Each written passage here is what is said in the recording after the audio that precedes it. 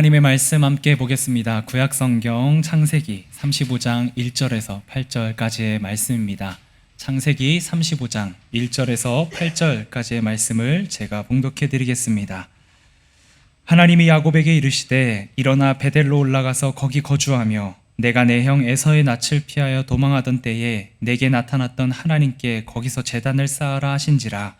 야곱이 이에 자기 집안 사람과 자기와 함께한 모든 자에게 이르되 너희 중에 있는 이방 신들을 버리고 자신을 정결하게 하고 너희들의 의복을 바꾸어 입으라. 우리가 일어나 베델로 올라가자. 내 환난 날에 내게 응답하시며 내가 가는 길에서 나와 함께 하신 하나님께 내가 거기서 제단을 쌓으려 하노라 하매 그들이 자기 손에 있는 모든 이방 신들과 자기 귀에 있는 귀고리들을 야곱에게 주는지라. 야곱이 그것들을 세겜 근처 상수리 나무 아래에 묻고 그들이 떠났으나 하나님이 그 사면 고을들로 크게 두려워하게 하셨으므로 야곱의 아들들을 추격하는 자가 없었더라. 야곱과 그와 함께한 모든 사람이 가나안 땅 루스 곧 베델에 이르고 그가 거기서 제단을 쌓고 그곳을 엘 베델이라 불렀으니 이는 그의 형의 낯을 피할 때에 하나님이 거기서 그에게 나타나셨음이더라. 리브가의 유모 드보라가 죽음에 그를 베델 아래에 있는 상수리 나무 밑에 장사하고 그 나무 이름을 알론바곳이라 불렀더라.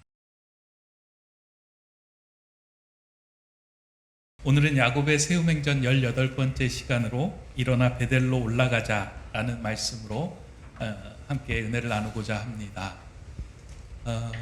제가 이제 야곱의 세움행전 시리즈로 18번째까지 이제 준비를 하며 묵상하던 중에 제가 발견한 금쪽 같은 단어 표현이 하나 있다면 근사한 사람이다라고 하는 표현입니다. 근사하다라고 하는 말이 이렇게 좋은 말인지는 이전엔 잘 몰랐는데 근사하다라고 하는 그 말에 담긴 뜻과 의미가 제 마음에 크게 와닿았습니다.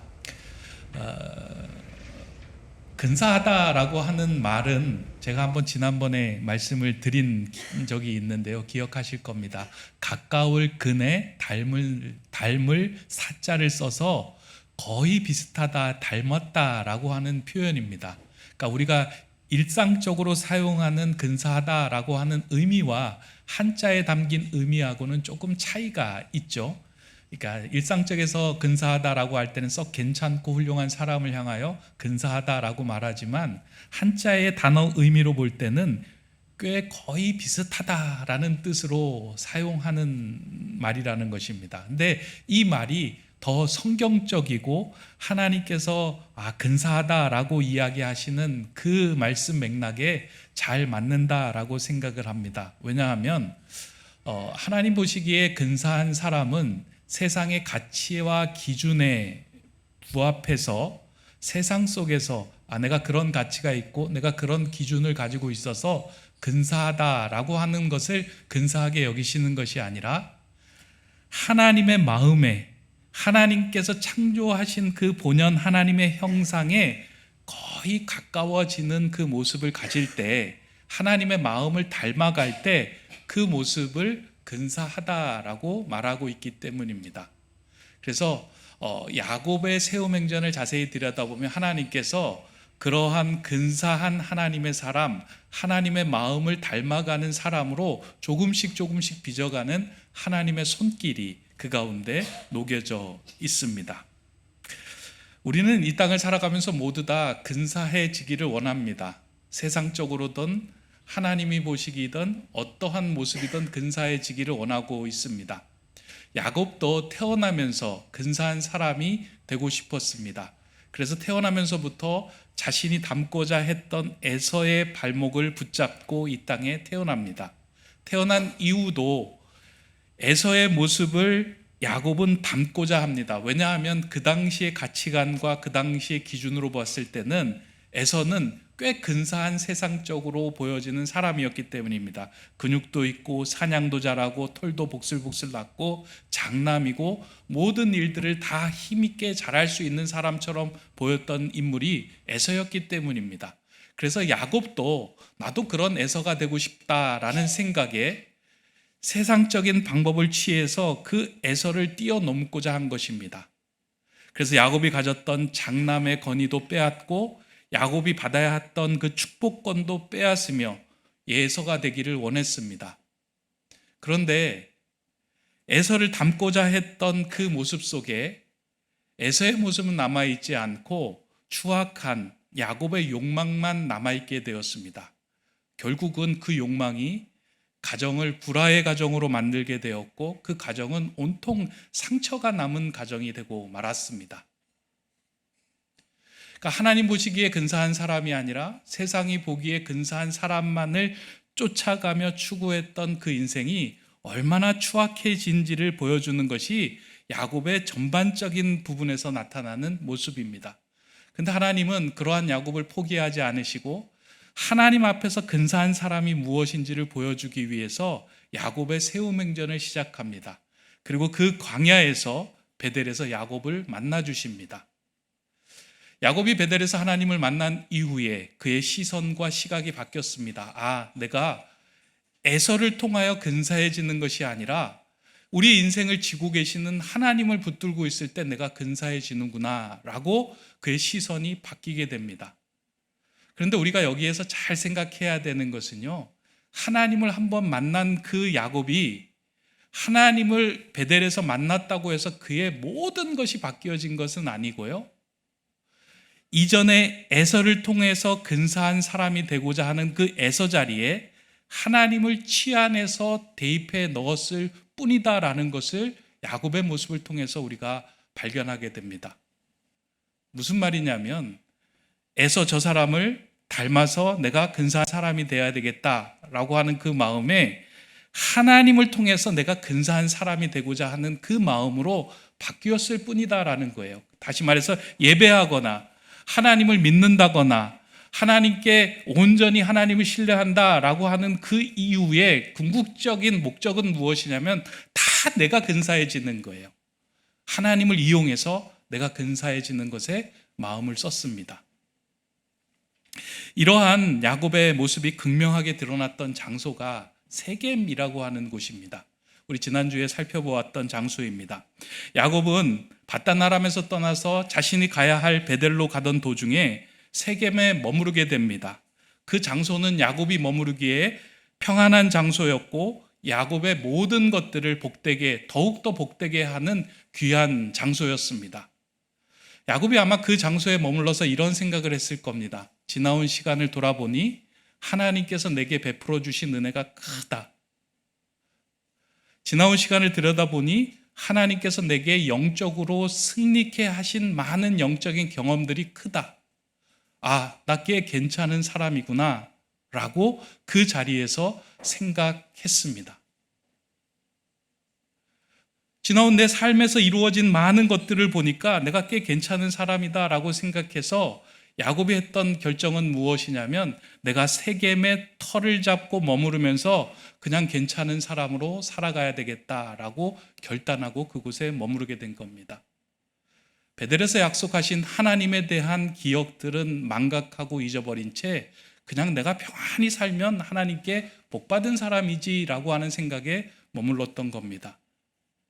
하나님이 원하시는 근사한 사람은 평안하게서 이 땅에서 평안히 주신 복을 누리며 살아가는 사람이 아니고요, 하나님의 은혜 가운데 하나님을 신뢰하며 하나님께 집중하는 사람이었다라는 것을 몰랐던 겁니다. 놀라운 건 하나님의 사람이 머물지 말아야 할 장소에 머물 때에는 하나님께서 분명히 그 자리에서 상황과 사건으로 그에게 말씀하신다는 겁니다. 깨닫지 못할 때에는 더 큰 상황과 사건을 통해서 그의 마음을 두드려서 가야 할 자리 베델로 나아가게 하신다는 겁니다. 지난주에 살펴보았던 34장에 일어났던 야곱 가정의 끔찍한 그 사건, 아마 저는 그 이전에도 야곱에게 수도 없이 이야기했으리라고 저는 생각이 됩니다. 그럼에도 불구하고 야곱은 인지하지 못했습니다. 주어진 평안과 축복의 자리에 머물러 있느니라고, 내가 꽤 괜찮은 사람이라고 생각하였기 때문에. 그러나 야곱의 가정에서 폭풍처럼 힘으로 닥친 그 사건 때문에 야곱은 다시금 생각하게 됩니다. 왜 내 삶에, 우리 가정에 이와 같은 일이 벌어졌을까? 앞으로 나가지도 못하고 거기에 머물러 서 있지도 못하는 사면 초가의 상황 속에서 야곱은 진지하게 고민했을 겁니다. 도대체 무엇이 잘못된 것일까? 그러한 상황에 하나님께서 그 야곱을 찾아가셔서 하나님께서 말씀하십니다. 그게 오늘 우리가 읽었던 본문 1절의 말씀입니다. 하나님이 야곱에게 이르시되 일어나 베델로 올라가서 거기 거주하며 내가 내 형 에서의 낯을 피하여 도망하던 때에 내게 나타났던 하나님께 거기서 제단을 쌓으라 하신지라. 사면 초가의 상황 속에서 깊은 숙고의 자리에 머물러 있던 야곱에게 찾아가셔서 하나님은 이와 같은 말씀을 합니다. 베델로 올라가라. 여기가 너희가 머물러 있어야 할 자리가 아니다라고 말씀합니다. 근데 이 말씀을 보면은요, 하나님께서는 야곱을 꾸짖지도 않으시고 책망하지 않으십니다. 그냥 가야 할 곳이 어딘지를 그냥 담담하게 말씀해 주십니다. 저는 이 말씀을 읽으면서 참 하나님은 신실하시고 선하신 분이구나. 하나님의 길에 들어선 사람이 하나님의 가야 할 그 목적지에 도달할 때까지 그를 놓거나 포기하지 않고 계속해서 말씀하시며 세우시며 온전케 하시는 분이다 라는 것이 이 말씀 가운데 보여졌습니다. 우리는 이 말씀을 읽으면 야곱이 어려울 때, 힘들 때 하나님 찾아가셔서 또 야곱을 깨우셔서 베델로 가게 하셨구나 라고 단순히 생각할 수 있겠지만, 저는 이 하나님의 말씀이 들려올 때까지 야곱은 자신의 인생을 깊이 복기했을 것이다 라고 생각이 들었습니다. 복기라고 하는 말은 자신의 인생 여정을, 그러니까 바둑에서 쓰는 말 아닙니까? 그 자신이 둔 바둑의 모든 그 길들을 다시 한번 되짚어 가면서 진 사람은 왜 졌는지, 이긴 사람은 왜 졌는지 그것을 하나하나 되돌아가면서 짚어가는 것이 복기인데, 야곱도 그의 인생 여정에서 아마 많은 부분들을 복기하며 자신의 인생을 짚었을 겁니다. 내가 뭐 때문에 잘못됐지? 왜 이런 어려움을 겪게 되지? 그런 상황 속에서 하나님의 말씀이 들려왔던 겁니다. 제가 그렇게 생각하는 이유는 하나님의 말씀이 들려왔다라고 하는 그 단어 때문에 그런 것이 아니고요. 그 말씀이 들려왔을 때, 하나님의 말씀이 우리에게 다가왔을 때 야곱이 어떻게 반응했느냐, 여기의 모습 때문에 그렇습니다. 그러니까 그냥 말씀을 듣고 베델로 올라가라 라고 했다면, 야곱이 그 인생에 대해서 되돌아보는 가정이 없었다면 야곱은 올라가자 라고 하고 그냥 그 베델로 올라갔을 겁니다. 근데 오늘 본문에 보면은요, 야곱이 자신의 인생을 진지하게 돌아보며 무엇이 잘못됐는지를 깊이 숙고한 흔적이 나타납니다. 그게 본문 2절에 나오는 말씀인데요, 이렇게 기록되어 있습니다. 야곱이 이에, 그러니까 하나님의 말씀이 들렸던 순간에 이에 자기 집안 사람과 자기와 함께한 모든 자에게 이르되 너희 중에 있는 이방 신상들을 버리고 자신을 정결하게 하고 너희들의 의복을 바꾸어 입으라 라고 말씀합니다. 야곱이 그 가족들을 모아놓고 그렇게 이야기한 거예요. 하나님의 말씀이 들려오니까 이에 가족들을 향하여 이렇게 외칩니다. 너희가 가지고 있는 이방 신상들, 우상들을 모두 다 내버려라. 너희가 정결하게 하고 너희의 의복을 바꾸어 입으라 라고 그들을 향하여 강력하게 권면하고 있습니다. 이건 가족들을 향하여 외친 소리이기도 하지만 사실 야곱 자신을 향하여 외친 소리입니다. 내 인생 돌아보았더니 무심코 우리 곁에 두었던 그 이방 신상과 우상들이 결국은 하나님께 집중하지 못하고 세상으로 향하게 하는 문이 되고 통로가 되었구나. 이걸 우리 가정에서, 가문에서 내어버려야 되겠구나라고 생각을 한 겁니다. 야곱이 지금까지 몰랐던 건 아닙니다. 라헬이 드라빔을 가지고 왔던 것, 그리고 세겜에서 세겜 문화에 젖어서 세겜 우상과 신상들이 자신의 가문들에 자연스럽게 젖어들었던 것, 그들이 했던 귀걸이, 그들이 했던 장신구 안에 그들 문화와 그들의 우상이 그대로 녹아져 있었던 것을 그냥 묵인했던 겁니다. 우리 괜찮은 사람인데 저런 것들 들어와도 괜찮아. 세상에서 괜찮은 사람처럼 보이는데 뭐가 문제야? 세상의 기준에서 맞추어서 보니까 하나도 문제될 것이 없었습니다. 근데 하나님 입장에서 자신의 인생을 돌아보니까 내가 하나님께 집중한 것이 아니라 내가 나에게 집중했구나. 내가 세상에서 사람들에게 어떻게 보여지는지 거기에 집중하며 내 인생을 살아왔구나. 결국 나는 하나님께 동화된 인생이 아니라 세상에 동화된 인생으로 살아갔구나. 이제 다시금 우리의 발걸음을 옮겨서 하나님께로 몸을 기울여야 되겠다라고 이야기하며 그들 가족에게 결단을 요청한 겁니다. 저는 이 결단의 이야기를 들으면서요, 한 믿음의 가정에서 믿음의 영적인 리더가 해야 하는 일이 참 중요하다라는 생각을 했습니다. 적당히 가족들을 모여서 가족회의를 열고, 야, 지금 이런 일이 일어났는데 이렇게 해야 되지 않겠느냐, 이렇게 얘기하지 않고요, 하나님의 말씀이 강력하게 다가왔을 때, 하나님의 뜻이라는 것을 분명하게 알았을 때, 그들의 가정에서 있어서 안 돼야 할 것을 명확하게 알았을 때, 야곱은 명확하게 외칩니다. 우리 집에서는 우상이 있어서는 안 된다. 이방 신상들을 버려라. 의복을 깨끗하게 하고 정결하게 다시금 너희 자신을 돌아보라. 그 말씀, 그 결단을 강력하게 했을 때 그의 가족들이 야곱을 따르기 시작합니다. 아마 사실 야곱을 따르는 결단을 하기는 쉽지는 않았을 겁니다. 본문을 자세히 들여다보면요, 지금 어떠한 상황이 벌어져 있느냐면, 야곱의 아들들이 세겜의 성읍에서 노략질한 물건들이 그 집 근처에 가득했던 거예요. 그리고 붙잡아온 아녀자들이 그 집 주변에서 다 살고 있었어요. 가축의 소리, 아녀자들의 소리, 원망과 한탄의 소리, 그리고 가족에서 디나가 슬피 울면서 울고 있는 그 소리, 여러 가지 복잡한 상황들이 그 가정을 뒤덮고 있을 때, 그들이 또 가장 걱정했던 것이 무엇이냐면, 세겜 성읍 사람들을 학살했다는 이유로 주변 성읍들이 언젠간 내가 야곱의 가문, 이 가문에게 복수하겠다는 마음들이 주변 성읍 사람들에게 가득했습니다. 떠나지도 못하고 머물러 있지도 못하는 그 상황이었습니다. 그런데 하나님의 말씀이 분명하게 들려왔을 때, 그 말씀에 반응하여 그 말씀의 가족들에게 선언하고 외쳤을 때, 가족들은 움직이게 된 것입니다. 하나님 말씀에 반응하게 된 거예요.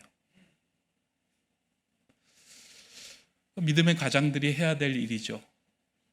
하나님께 나아가는 일은 동의해서 하나님께 예배하고 하나님 중심에 살아야 하는 일들은 설득해서 되는 일이 아니고요, 확고하게, 결연하게 그 삶을 살아가고 그 삶을 외치며 나가야 하는 길입니다. 놀라운 건, 그렇게 가족들과 함께 그 발을 떼기 시작했을 때요, 하나님께서 걱정했던 주변의 문제들을 다 해결해 주십니다. 오늘 본문 5절에 보면 이렇게 기록이 되어 있죠. 그들이 떠났으나 하나님이 그 사면 고울들로 크게 두려워하게 하셨으므로 야곱의 아들들을 추격하는 자가 없었더라. 그러니까 가장 걱정했던 문제가 또 하나님께서 손대어 주심으로 해결되는 일들을 야곱의 가정, 야곱이 보게 됩니다. 하나님의 말씀을 듣고 하나님의 뜻이다라고 해서 떠났더니만, 걱정하고 염려하고 이거 어떻게 해야 돼 했던 그런 문제들이 이미 하나님께서 손대어 주시고 풀어주셨다는 거예요. 그래서 여러분들, 하나님의 믿음의 가장으로 세워준 사람들이 믿음의 길 떠나는 거에 대해서 염려하거나 걱정할 필요가 없습니다. 믿음으로 하나님을 섬기는 일에 대해서 염려하거나 머물러 있을 필요가 없어요. 일어나 걷게 되면 하나님이 그 사람과 함께 해주시고 반드시 그 주변의 문제까지도 해결해 주십니다. 그렇게 하나님의 말씀에 반응하고 이제 야곱의 가정이 베델에 도착합니다. 그리고 그곳에 제단을 쌓고 하나님의 이름을 부르며 예배합니다. 이전에 세겜에 머물러서 예배드렸던 예배 모습과는 조금 다릅니다. 세겜에서는 나에게 평안을 주신 하나님, 내가 꽤 괜찮게 근사하게 만들어주신 그 하나님의 이름을 부르며 예배했다면, 이제 베델에서는 베델로 돌아오게 하신 하나님께 집중하며 예배합니다. 놀라운 건, 이전에 야곱이 브니엘에서 하나님과 씨름하면서 내가 더 이상 야곱이라 하지 않고 이스라엘이라 하겠다라고 하신 그 말씀을 베델에서 야곱의 가정들이 하나님께 예배하는 그 사건들을 통해서 다시 한번 이렇게 이야기합니다. 내가 너를 야곱이라 부르지 않고 이스라엘이라고 부르겠다. 그 이후부터 대부분 이제 야곱을 향하여 하나님은 이스라엘이라고 불러갑니다. 물론 야곱이라는 이름도 계속 나오지만 이스라엘이라고 부르고 칭하는 이름들이 더 강해집니다. 그렇다면 하나님께서 이 베델에서 드린 예배와 베델에서 드린 이 예배의 그러니까 야곱의 행동 속에서 어떠한 모습이 하나님 마음에 흡족하고 또 근사하게 보였는지 그것을 좀 찾아볼 필요가 있겠다 생각이 되는데요. 저는 오늘 본문에서 이제 두 가지 사건이 하나님께로 하나님의 마음에 더 가까워지는 근사한 야곱의 모습이 이제 보여진다라고 생각하며 이제 두 가지 사건을 찾았습니다. 첫 번째는 야곱이 베델에 제단을 쌓고 그것을 엘베델이라고 불렀다라는 거예요. 엘베델. 베델 하면 하나님의 집이잖아요. 벳이 집이고 엘이 하나님입니다. 그러면 엘베델 하면 뭘까요? 하나님의 집의 하나님이라고 부른 거예요. 이게 뭘 어떤 의미이겠어요? 야곱이 베델에 왔는데 왜 엘베델이라고 부를까요?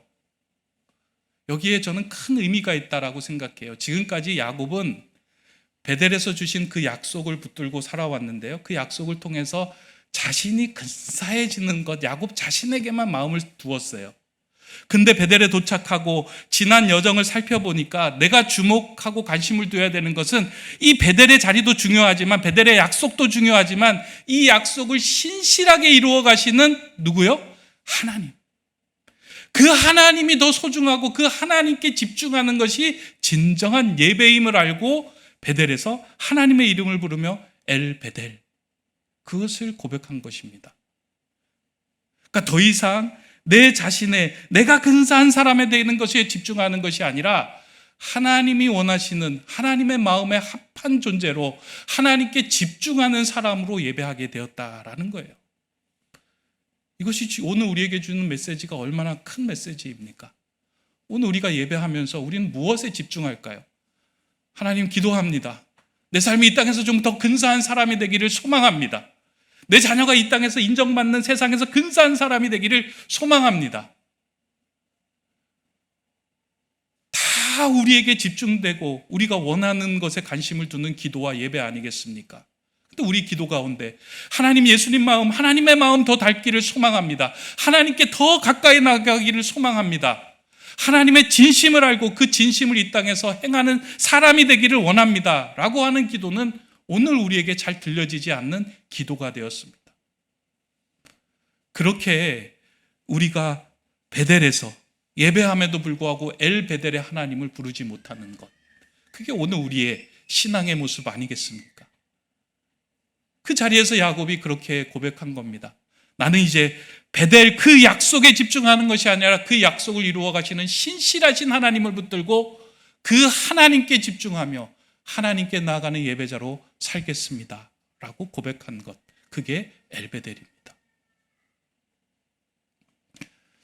신약에 넘어가면은요, 야곱이 이제 세겜성에 머물렀잖아요. 그 세겜성에 머물렀던 자리가 신약 요한복음 4장에도 한번 등장을 하는데 거기가 어디냐면 사마리아 수가성이라고 하는 곳이 이제 나옵니다. 그러니까 세겜하고 사마리아 수가성하고는 같은 곳이에요. 사마리아 수가성에서는 한 여인이 이제 살고 있었는데요. 이 여인에 대해서 요한복음 4장에서는 그렇게 이야기합니다. 여러 남편을 두었지만 채워지지 않는 공허한 마음을 가진 사람. 하나님께 예배하려고 하였지만 진심으로 예배를 통하여 만족을 경험하지 못한 사람. 그러니 이 여인의 마음은 항상 근사한 사람이 되고자 하였던 여인입니다. 그 여인이 남편을 만나서 내 삶에서 좀 근사한 사람이 되고자 애를 쓰고 이 남자 저 남자 찾아다녔지만 자신을 채워줄 남자를 만나지 못했습니다. 그 당시에 한 여인이 근사한 사람이 된다는 것은 좋은 남자를 만나는 것이었어요. 그리고 영적으로 회복되는 것은 예배를 통하여 하나님이 주신 은혜를 누리는 것이었어요. 그 은혜를 누렸을 때 내가 영적으로 충만함을 경험하는 것, 그게 근사한 사람이 되는 것이었어요. 근데 이 여인이 자기 자신이 근사한 사람인 것만 집중하다 보니까 내 가슴이 마음이 채워지지 않는 거예요. 그 여인이 어느 날 축 처진 어깨로 세겜의 그 수가성 야곱의 우물에 다가왔을 때 그 자리에 예수님이 이 여인을 만나 주십니다. 그리고 그 마음에 이 여인이 필요했던 모든 것들을 말씀으로 공급해 주십니다. 내가 너를 알고 있다. 내가 너를 이렇게 갈증내고 있는 것을 안다. 하나님이 찾으시는 그 한 사람 누구냐? 하나님께 영과 진리로 예배하는 그 한 사람을 찾는다. 그러면서 그의 말씀으로 그에게 건네시고 그 여인에게 해결되지 않은 부분을 만지는 그 순간에 예수님의 마음이 그 여인의 마음에 전달됩니다. 근사한 것은 내가 근사해지는 것이 아니라 나를 창조하신 하나님, 나를 구원해 주신 예수 그리스도 메시아를 만나는 것이 근사해지는 것이구나. 이게 예배구나 라는 것을 깨닫고 물동이를 집어던지고 가가지고 동네에 가서 내가 메시아를 만났다라고 이야기합니다. 진정으로 근사한 사람은요, 예배를 통하여 내가 얻고자 하는 것을 얻는 것이 아니고요, 그 예배의 주인 되시는 하나님을 만나고 그분과의 인격적인 만남을 통해 그분의 말씀을 듣는 거예요. 그리고 그분의 말씀에 반응하는 거예요. 그 말씀이 들려오는 인생을 사는 사람이 근사한 사람이에요. 하나님의 야곱이 그 하나님의 말씀을 듣고 반응하는 인생이 되게 하기 위하여 이 베델까지 이끄셨던 거예요. 세겜에서 얼마나 말씀하셨을까요? 듣지 못하였을 때는 야곱의 인생이 비참했지만 들었을 때, 베델에서 엘베델을 고백하였을 때 야곱은 하나님 보시기에 근사한 인생으로 빚어가셨다는 겁니다. 저는 오늘 이 베델의 자리에 나오신 여러분들의 기도가 바뀌길 바랍니다. 그리고 여러분들이 어렵고 곤란스러운 상황에 하나님의 말씀이 들려오는 근사한 사람이 되기를 바랍니다. 근사한 사람은요, 세상에서 보기에 세상적인 기준과 가치관에 보기에 그것을 갖추는 사람이 아니고요, 하나님께 집중하며 하나님께 예배하며 그 마음을 그대로 닮아가는 사람이 근사한 사람입니다. 그런 근사한 예배자 되기를 주님의 이름으로 축원합니다. 두 번째는 좀 특별한데요. 두 번째는 오늘 본문 8절의 말씀입니다. 이 리브가의 유모였던 드보라를 장사하면서 야곱이 묘비를 세우고 그 묘비를 알론바굿이라고 부른 그 사건입니다. 본문 8절을 제가 한번 읽어드립니다.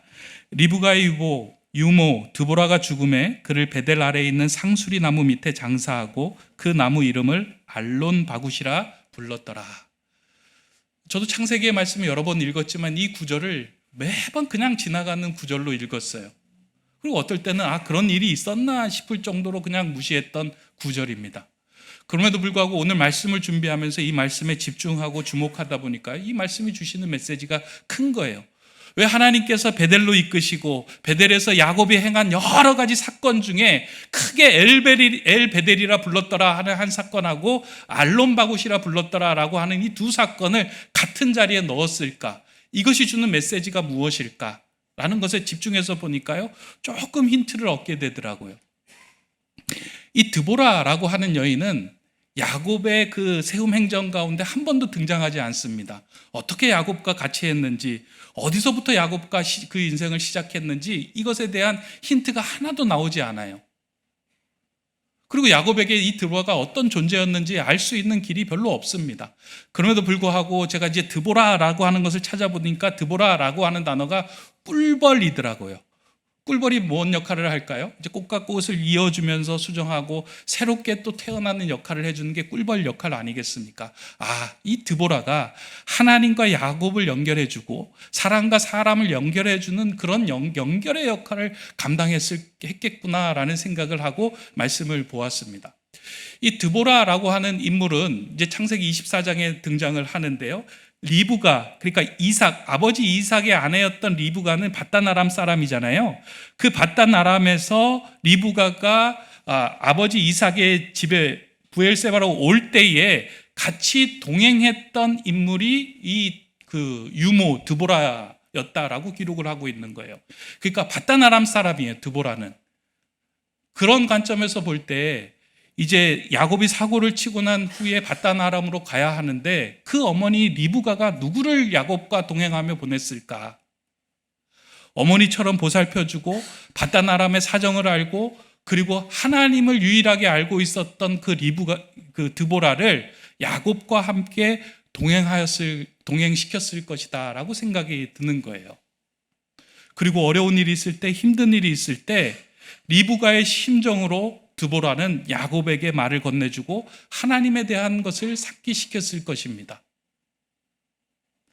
그런 일이 없었다면 야곱이 굳이 하인의 무덤을 세우는데 묘비명을 줬고, 그리고 그 묘비명을 알론바굿, 알론바굿은 곡함의 상수리 나무라는 뜻인데요, 그냥 풀어보면 울고 있는 상수리 나무라는 뜻이에요. 상수리 나무는 아마 야곱 자신을 비교했을 거예요. 그 여인을 묻으면서 내가 당신의 죽음을 애도하며 영원히 그 은혜를 잊지 아니하며 내가 슬퍼하겠습니다 라고 하며 그 묘비명을 세운 거예요. 그렇게까지 했던 이유는 야곱의 인생 가운데 이 드보라는 꽤나 큰 역할, 큰 의미를 남겼던 인물이라고 생각이 됩니다. 그런데 그렇다고 해서 굳이 이 구절이 여기에 들어갈 이유가 뭐가 있을까? 그러니까 이걸 묵상하다가요, 야곱이 인생 가운데 그동안 자기 자신을 생각하며 살아왔을 때 사람을 늘 야곱은 수단으로 여겼어요. 형도 수단으로 여기고 아버지도 수단으로 여기고 만난 라반도 수단으로 여기고요, 모든 것을 진심되게 대한 적이 별로 없었던 거예요. 근데 야곱이 베델에 이르러서 지난 시기, 지난 인생의 여정을 돌아보면서 자신의 삶에 기이한 영향을 끼쳤던 그 한 사람을 소중하게 여기며 그 사람을 애도할 수 있는 마음, 그 마음을 갖게 되었음을 보여주는 구절이에요. 그러니까 하나님의 마음에 가까운 사람은 자신의 주변에 있는 소중한 사람을 존중히 여기며 그 사람에게 사랑의 마음으로 다가설 수 있는 그 마음에도 가까워진 사람이다라는 것을 보여주는 구절이다. 그러니까 예배하면서요, 하나님께만 가깝고 사람에게는 가깝지 않은 건 우리가 예배를 제대로 못 드리는 것을 의미하잖아요. 그러니까 야곱이 베델에 와서 이제는 야곱이 아니라 이스라엘로 변화되었다라고 하는 것은 그 주변에 있던 한 생명, 한 사람에게도 소중하게 여기는 그 긍휼의 마음, 사랑의 마음이 야곱 안에서 시작되었다라고 하는 것을 우리에게 말씀합니다. 이러한 시각에서 볼 때 오늘 하나님께서 우리를 보시고 근사한 사람이다 라고 말할 때 우리는 하나님의 마음에 가까워진 사람인 동시에 내 주변에 있는 사람들에게도 소중히 여기며 존중히 여기는 사람이 될 때 그 사람은 하나님의 마음에 가까운 근사한 사람, 하나님이 보시기에 야곱이 아닌 이스라엘 사람으로 칭하는 사람이 된다라는 것입니다. 저는 오늘 예배하는 여러분들의 마음에요, 이런 음성이 들려지기를 소망합니다. 하나님께 집중할 수 있는, 어려움의 자리에서 하나님께 집중하게 하는 그 하나님의 메시지, 내 주변의 사람이 아파할 때 그 사람과 함께 아파하고 울어줄 수 있는 그 하나님의 마음의 메시지, 그 메시지가 들려지는 예배의 자리가 되기를 간절히 소망합니다. 오늘 이 자리가 베델의 자리이잖아요. 이 베델에서 여러분들은 무엇을 예배할 것입니까? 오늘 야곱이 예배했던 그 엘베델의 하나님, 야곱이 고백했던 알론바곳의 그 사랑, 그 사랑과 그 하나님에 대한 고백이 함께 이루어질 때 하나님은 우리를 하나님의 근사한 사람이다 라고 말씀하실 것입니다. 그러한 근사한 사람이 되는 저와 여러분 되시기를 주님의 이름으로 축원합니다. 기도하겠습니다. 사랑의 하나님, 하나님의 자녀된 우리를 끝까지 포기하지 아니하시고 근사한 사람으로 빚어가심에 감사를 드립니다. 인생의 세겜에서 하나님의 말씀이 들려올 때 하나님께 집중하는 예배자 되게 하시고 내 주변에 있는 사람들을 존중히 여기며 긍휼히 여기며 함께 아파하며 함께 기뻐할 수 있는 근사한 사람 되게 하여 주시옵소서. 오늘 이 예배의 자리가 우리를 향하여 일어나 베델로 올라가라 하는 그 말씀이 들려오는 자리 되게 하시고 엘베델로 진정으로 하나님께 감사하며 예배하는 은혜와 회복의 자리 되게 하여 주시옵소서. 영과 진리이신 예수 그리스도의 이름으로 기도드립니다. 아멘.